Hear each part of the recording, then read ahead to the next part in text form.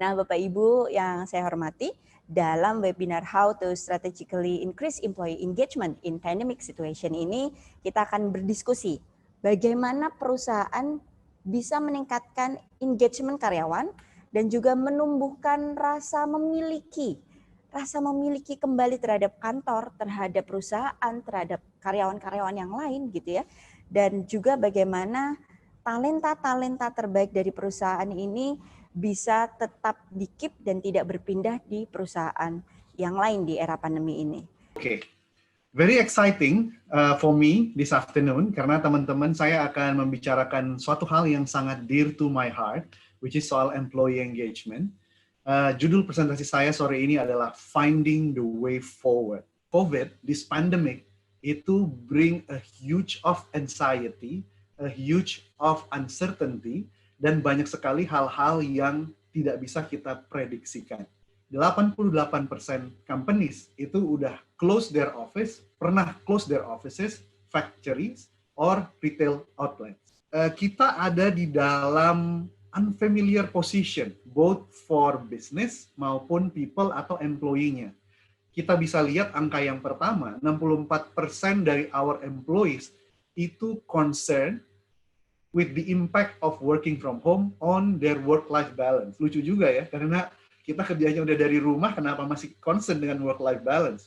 Nah, Bob Johansen, seorang peneliti dari the Institutes for the Future, dia bisa bilang bahwa the future itu will be more volatile, more uncertain, more complex, and more ambiguous. Ini akan menjadi sesuatu yang we have never experienced before. Kita bisa lihat bahwa muncul juga dysfunctional response. Dysfunctional response yang banyak terjadi yang kita observe adalah leaders yang isolated, tidak bersosialisasi dengan timnya, lalu sibuk sendiri dengan dirinya gitu ya.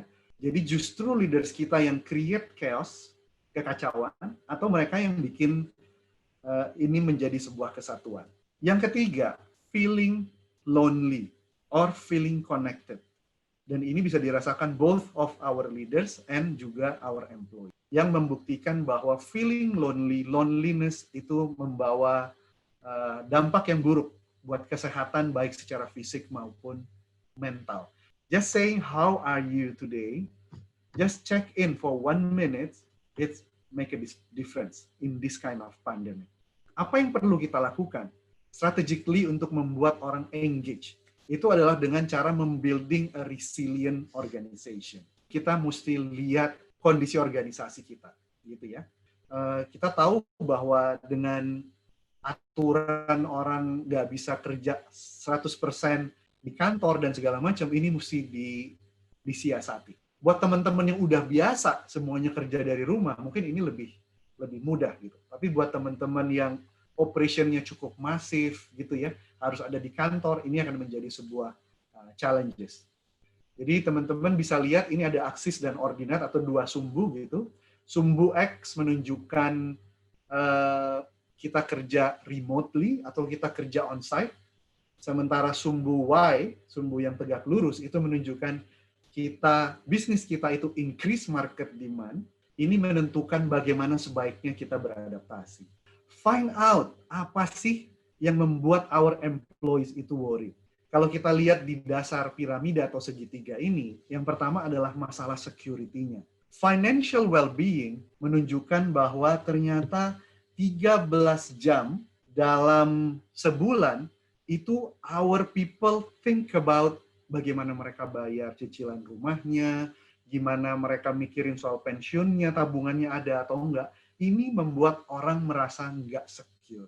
Gimana caranya kita find out apa yang membuat mereka worry? Adalah dengan cara listening to them. Manager-employee dialogue, it's very, very important.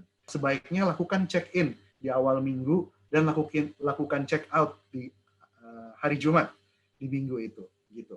Leader bukan hanya feeling-nya aja yang mereka harus dapat, tapi mereka harus take action gitu. Ini yang kita sebut sebagai create culture of compassion.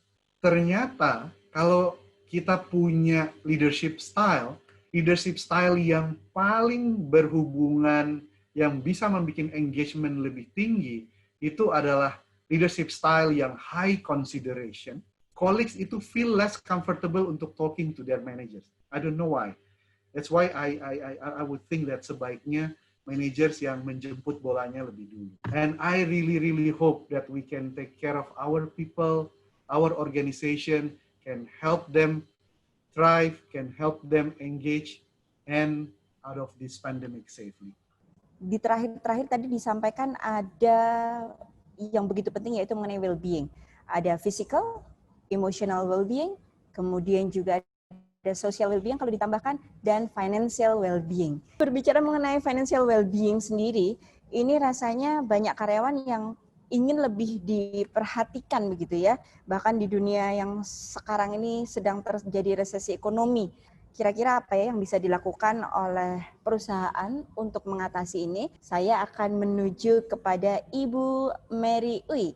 Beliau adalah representasi dari Kredit Pintar yang semoga juga bisa memberikan pilihan solusi ini dan bisa menjelaskan lebih lengkapnya lagi. Oke, sebelum saya mulai, tadi saya sempat terimpress ya dengan statistik yang di-share oleh Pak Isdar yang katanya itu bahwa karyawan itu sebenarnya spend 13 jam gitu ya.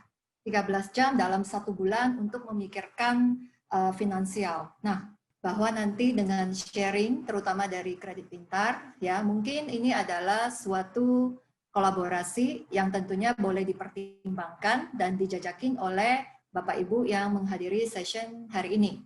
Salah satu respon yang kami lakukan juga untuk pandemik ini adalah kali ini kami meluncurkan produk yang khusus untuk karyawan. Perusahaan kami ini bisa meminjamkan hingga limitnya 100 juta. Ya, yang tentunya bunganya itu nanti kita bisa diskusikan dengan setiap perusahaan karena biasanya permintaan maupun kriteria dari perusahaan itu bisa berbeda. Di sini kalau nanti Bapak Ibu tertarik, ya Bapak Ibu bisa email di email address ini cspayroll@kreditpintar.com. Nanti Bapak Ibu akan dihubungin oleh pihak Kredit Pintar untuk kita bisa berdiskusi lebih detail lagi mengenai pinjaman khusus untuk karyawan. Nyambung dari pembicaraan sebelumnya ya dengan Pak Isdar, banyak meng-highlight tentang riset, praktek-praktek. Tadi kita juga dengar tentang financial well-being gitu ya, bagaimana membuat orang agar lebih tenang kan begitu. Nah, kalau topik berikut ini kita akan bicara itu lebih ke arah engagement. Engagement itu memang bahasa lazimnya kalau di Indonesia itu keterikatan. Kalau karyawan tidak merasa perusahaan itu peduli, ya buat apa dia juga peduli? Buat apa dia mengikatkan diri peduli terhadap keberadaan perusahaan? Sebenarnya intinya seperti itu. So, kita bicara working from home ya. Kebanyakan working from home. Begitu kita dibilang work from home, itu ternyata macam-macam nih persepsinya. Pertama-tama kita coba samakan dulu ya persepsi bahwa engagement itu nggak cuma sekedar senang-senang, dan engagement itu adalah bagian dari balancing act. Dan ternyata yang namanya engagement itu bagian dari culture yang dibentuk, kesejahteraan karyawan itu menjadi komponen-komponen penting untuk memastikan bahwa performance, produktivitas, atau kinerja itu bisa optimal. Sebetulnya yang namanya engagement itu bisa simple, bisa kompleks. Tapi kalau kita bicara strategically engage, ya, kita berarti harus punya framework yang tepat. Kita bicara yang namanya engagement, itu pertama-tama pasti harus berpikir secara strategis dulu. Dan kemudian tentunya dianalisa, setelah dianalisa baru kita lihat juga kan dari hasil analisanya itu. Untuk membangun hubungan yang baik, membangun engagement itu kira-kira apa yang diperlukan untuk dibangun, kan gitu. Nah, setelah itu baru kita bicara. Kalau leadersnya udah tahu what's going to happen, kita langsung launch, sampai kemudian di-review, feedback, balik lagi jadi feeding untuk strategic discussion-nya. Poinnya adalah kita perlu tahu, ada yang ada di kepala karyawan, yaitu employee listening, mau survei, FGD, apa sih yang diharapkan lebih oleh timnya, apa yang sudah bagus, apa yang kemudian perlu diimprove oleh si atasan itu untuk membuat timnya itu merasa dan lebih bisa berkontribusi. Saat ini memang sudah saatnya shifting, ya. Shifting dari heroic leadership menjadi empathic leadership. Bagaimana seorang atasan bisa berempati, mendengarkan, menyimak, dan kemudian juga bisa saling membantu, mengajak jajaran karyawannya untuk kemudian kita bisa bersatu untuk tujuan yang sama. Mahal nggak ya itu ya? Simple kok. Butuhnya tuh waktu dan perhatian. Kalau memang karyawan penting, sekarang jadi waktu yang diberikan ke karyawan tuh berapa banyak untuk memberi perhatian kepada karyawan. Kemudian listen. Listen itu nggak hanya kemudian minta input, tapi kemudian untuk menyimak dan menindaklanjuti input itu. Nah, kalau kita bicara seorang leaders itu bicara kepada hati, kepada logika, ini adalah timing yang paling cocok untuk mengingatkan, why are we here? What are we doing? Begitu kita ingat, oh ya, karena saya mau bikin dampak yang positif buat lingkungan saya. Apapun kesulitan yang terjadi, selalu ada jalan. Jadi meaning and purpose itu menjadi semakin penting. Dan tentunya kalau kita bicara apa sih, tadi kita ngomong soal well-being ya, terima kasih itu Pak Isdar ya, untuk bicara ternyata dari hasil risetnya nyambung gitu ya. Kita kan mendengarkan karyawan, kondisinya apa sih, seperti apa sih. Jadi financial well-being itu penting, dan sekarang karena kecemasan orang terhadap situasi ekonomi, situasi bisnis ke depan, financial well-being itu ada shift-nya juga, berubah juga in terms of apa yang jadi penting buat karyawan. Mungkin kalau disuruh milih antara punya atau tukar mobil baru gitu ya, dengan misalnya menaikkan insurance, asuransi kesehatan gitu, atau untuk uangnya itu bisa digantikan untuk bayar sekolah anak, mungkin akan beralih. Poinnya adalah engagement itu nggak harus ngeluarin uang, tapi memang butuh waktu dan usaha, terutama usaha untuk mendengarkan dan follow up dari inputnya itu. Apalagi di zaman pandemi ini. Jangan lupa karyawan kita bisa merasakan FOMO, fear of missing out. Itu sharing saya. Terima kasih atas kesempatannya. Mohon maaf bila ada yang salah-salah kata, dan dengan senang hati kita ngobrol untuk diskusi. Thank you.